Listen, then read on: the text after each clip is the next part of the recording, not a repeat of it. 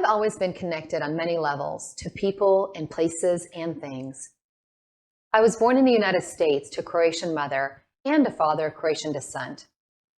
I was raised in Croatia, but always connected to the US by the typical Slavic spelling of my last name, introduced when my father's family immigrated.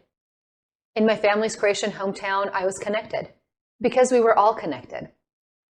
My family history is documented in our hometown from the 1600s, and people knew me by my family's original last name, or more often, the fact that my grandfather was an ambulance driver. I was also known as the American girl, so when I got lost at the age of 5, it was easy to get me back to my family. Everyone always knew which family I was a part of, reinforcing my deep connectedness. Right before high school, I moved back to the United States into a town where, again, I thought I would be connected. My family invested into real estate in the early days of the little California town, the last name stemming generations. I assumed there would be the same type of connectedness I'd always had in my life. But to my dismay, there was no connection. My peers excluded me because I didn't speak English. I know, hard to tell today, right? But I had no common ties to kindergarten or early elementary school years. I dressed differently. I had a completely different view of the world, since many of my peers had barely traveled outside of the county, let alone the country or the continent. I did this familiar yet unusual dance of connecting myself to whatever environment I was in throughout high school and then into college. If you can't tell, I'm good at picking up languages. Whether I was starting in college in Massachusetts or finishing up graduate school in the San Francisco Bay Area, I would adapt my accent, my interests, my food palette, and my hobbies.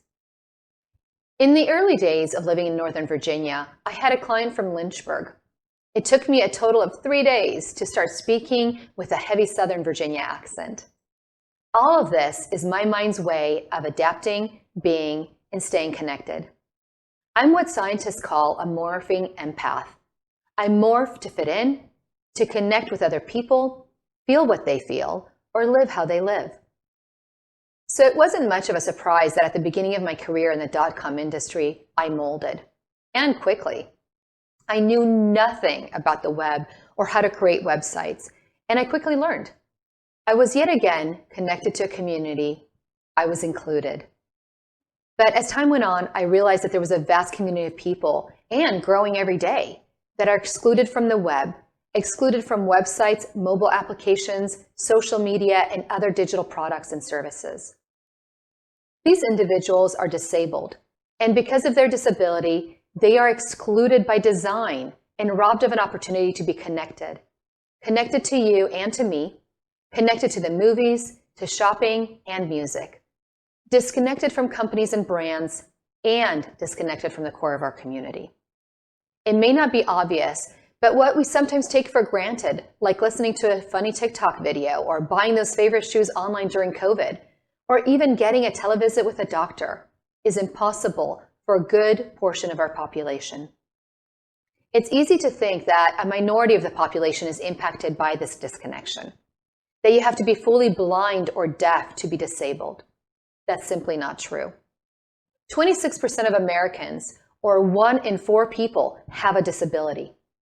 Over a third of those disabled cannot use the web without assistive technology. 1 in 12 men has a color vision deficiency, or what's more commonly known as color blindness. It can be an essential thing that you actually need to be able to tell colors apart, like red or green. And it makes it completely inaccessible to understand color when you're trying to discern between a red and a green button on a website. And sorry, men, women have it a bit easier. Only 1 in 200 women is affected by this disability, but that's still a lot. And let's face it, all of us, even you teenagers, are aging. And in time, we'll all need glasses or a bigger screen font to perform well in the digital space. For every person who's disabled or will become disabled, the web can be a barrier to being included or being connected.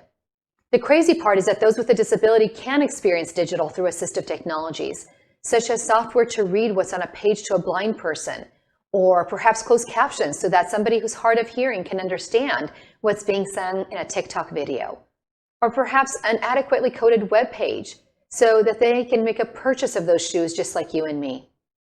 And assistive technology only works if we create platforms like TikTok and Instagram or everyday websites with accessibility code included. As individuals and as a community, we can't ever be fully connected if we don't overcome those challenges.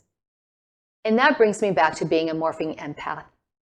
Because of my connectedness and the need to be connected, I want others to have the same opportunities and the same options of being included.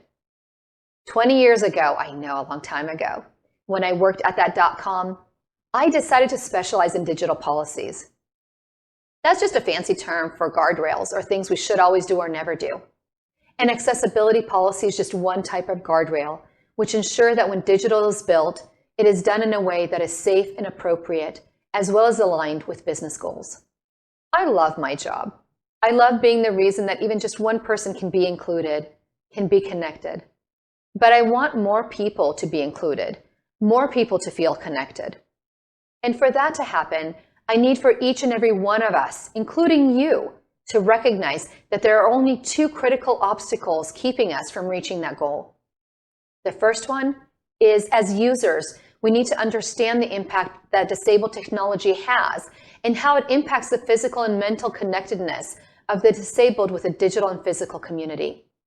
This is a global issue and no one is exempt from its impact.